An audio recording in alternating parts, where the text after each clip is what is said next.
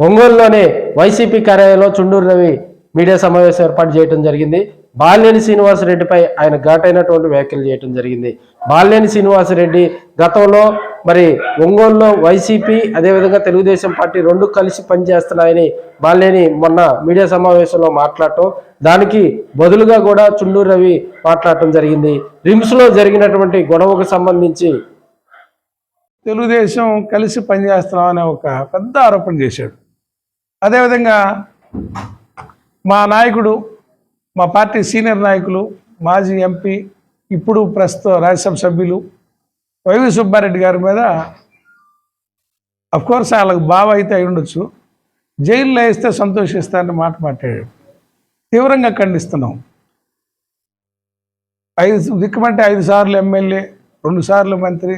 సుబ్బారెడ్డి గారు బామ్మర్ది ఉంటే ఎన్నిసార్లైనా ఎమ్మెల్యే అవ్వచ్చు, ఎన్నిసార్లైనా మంత్రి అవ్వచ్చు. అది మీ గొప్ప అని మేము అనుకోవట్లా, పార్టీ ఎవరు అనుకోవట్లా, జగన్మోహన్ రెడ్డి గారు కూడా అనుకోవాలా.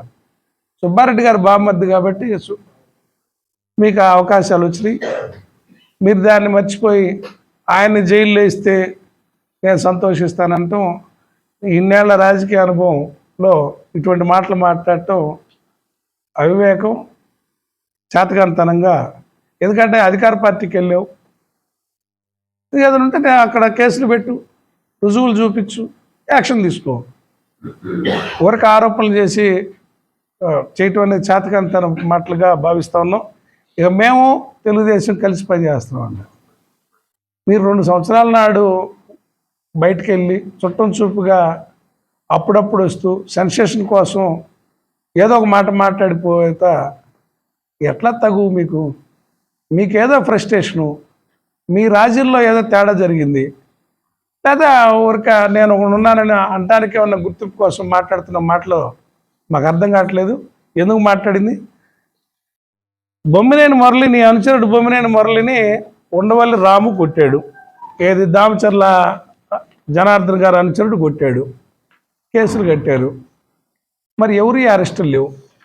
అదేవిధంగా మీ శ్రీకర్ విల్లాస్లో వాసుగారి విల్లాస్లో గవర్నమెంట్ వచ్చిన కొత్తల్లో మైనింగ్ అధికారులు టేప్ ఎత్తుకొని పోయారు. ఏదో కొలతలు వేస్తామని, ఏదో విలువైన ఖనిజం అంతా దోపిడీ జరిగిందని, దానికి చాలా జరిగిందని, ఐరన్ ఓర్ దాంట్లో దోపిడీ చేశారు, దానికి పెనాల్టీలు వేస్తారనో, మళ్ళీ రెవెన్యూ ల్యాండ్ దాంట్లో ఏదో ఉందనో, ఏదో రకరకాల ఆరోపణలతోటి అందరూ అన్ని డిపార్ట్మెంట్లో వెళ్ళి టేబుల్ పట్టుకొని తిరిగారు. మరి ఏమైంది? ఎందుకు సర్దుమనిగిపోయినాయి? దాని మీద ఏదో ఒకటి స్టేట్మెంట్, దాంట్లో తప్పు ఉందా లేదా, ఏదో స్టేట్మెంట్ ఇవ్వాలి కదా. తర్వాత రాజీలు పడ్డారు. రిమ్స్ హాస్పిటల్ కాడ కొట్లాటలు జరిగినాయి. వెంగముక్కలపాలెం ఎలక్షన్ రోజు కొట్లాటలు జరిగినాయి. ఎవరి మీద కేసులు పెట్టారు? బాలినేని శ్రీనివాసరెడ్డి గారి మీద, ప్రణీత్ మీద. రిమ్స్ హాస్పిటల్ కాడ దామచర్ల జనార్దన్ మీద, వాళ్ళ అనుచరుల మీద పెట్టారు. మొత్తం కలిసి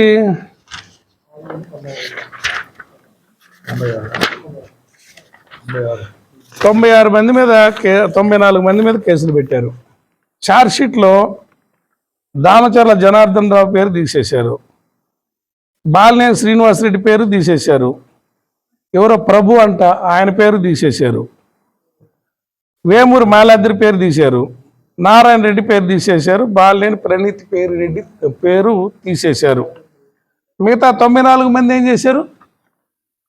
ఆ పార్టీ ఈ పార్టీ కార్యకర్తలు ఏం చేశారు అంటే, మీరు నాయకులు ఉన్నోళ్ళు పేర్ల వరకు తీసేపించుకుంటారా? మీకోసం ఈ 94 మంది జైలుకి వెళ్ళాలా? ఏం న్యాయం అయ్యా మీ ఇద్దరిది? మీ ఇద్దరు ఒకటా, మేము ఒకటా? మేమైతే ఈ పనులు చేస్తామా?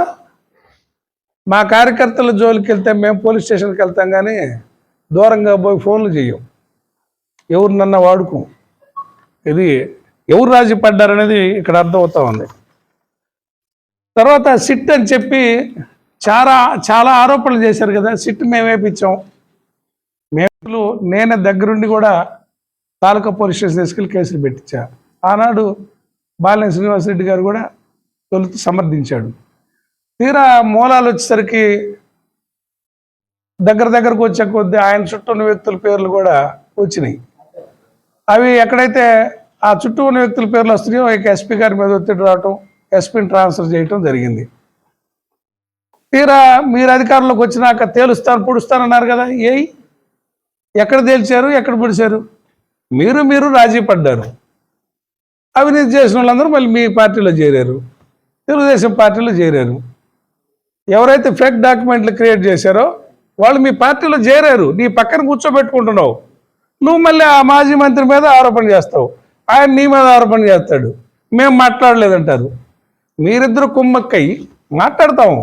వీటన్నిటి మీద ఒక టైం ఉంటుంది, మాట్లాడే టైం ఉంటుంది, మాట్లాడతాం. ప్రజల పక్షం మాకు ముఖ్యం. మాకే ఇందుట్లో వ్యక్తిగత స్వార్థాలు ఏమి లేవు.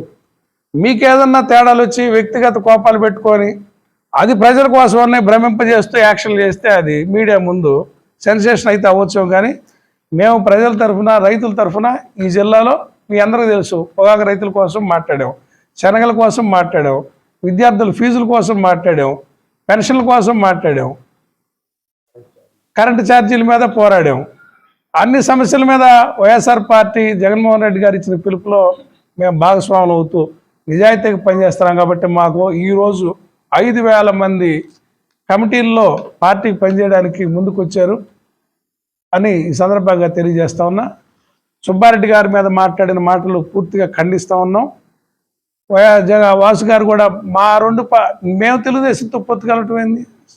మీరు పోయి కూటమిలో చేరి మీ ఇద్దరు రాజీ పడి కేసులన్నీ పక్కన పెట్టుకొని అందరూ ఆస్తులు జాగ్రత్త చేసుకుంటా మా మీద ఆరోపణలు ఏంటి? ఇక ఇసుక విషయానికి వద్దాం.